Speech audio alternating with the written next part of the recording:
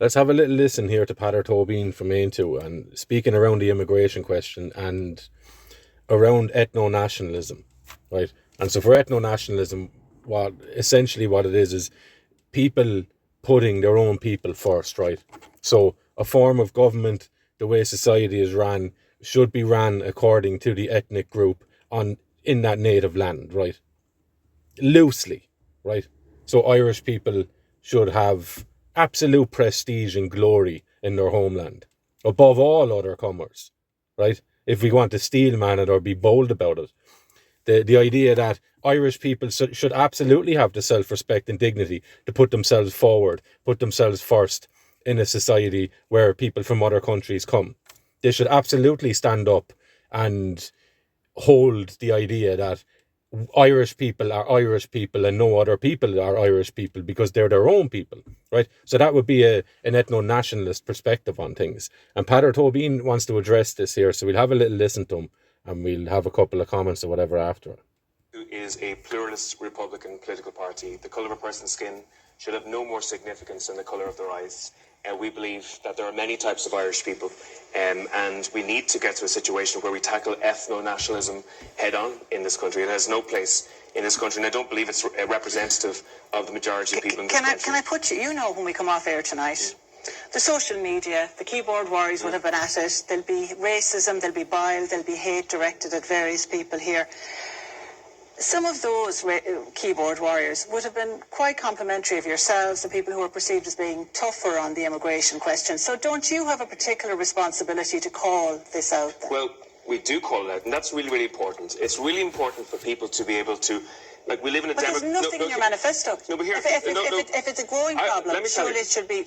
Let me be straight with you here. We have many migrants who are members of our party. We have people of colour in our party who actually have similar experience of being actually verbally being attacked and to go back home, etc. In our political party. One of the things, though, I do believe is that sometimes when you have these discussions, there is an effort by some people to censor discussions, and that doesn't let the discussion go away. It actually pushes the discussion on the ground. Right, so you get the message. So Peadar Tóibín is for, and Aontú are for a pluralistic republic, right, where there are many types of Irish people. And I suppose he's not clear on what he means by that, but you can kind of gather from what he's speaking about and what he's saying, preceding that and following that he's suggesting that people from different countries can come here and become Irish, right? While also alluding to the idea of skin colour and race and reducing the argument to one of my skin colour is different than yours, therefore, right? And this is intellectually dishonest from Peadar Tóibín. And to be honest, if you wanted to see somebody play the game of politics as a politician, you're watching that with Peadar Tóibín, right? Where he will, whether he believes it or not, right? But he will cater his party's image to reflect the society that it's in, instead of, and I don't know if he believes it or not, maybe he does, and he's been entirely consistent in his views, at least, right? Whether they're correct or not, or whether they're flawed or not. But even if he's not, and he's playing the game of politics, right, and he's doing what he needs to do to, as he sees it, to get into power, then that is what you're dealing with, and you can't really know his motivations until he's in power or until his party grows in power, right? But let us assume he's telling the truth, right, and he's absolutely nailing down his views and he's offering them up. He's speaking there about censoring the conversation and what he's doing, but number one, by reducing by reducing a perspective on priding oneself and putting oneself in the top position in the country, because it's your homeland and it's your land and it's the land that you buried your people in, right?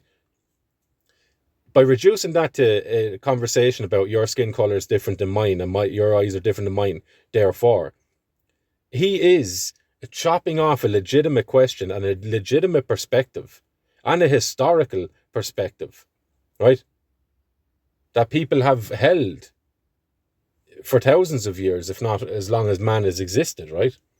Like, I would wonder if Peadar would prize his family above any visitors or guests to his home, right?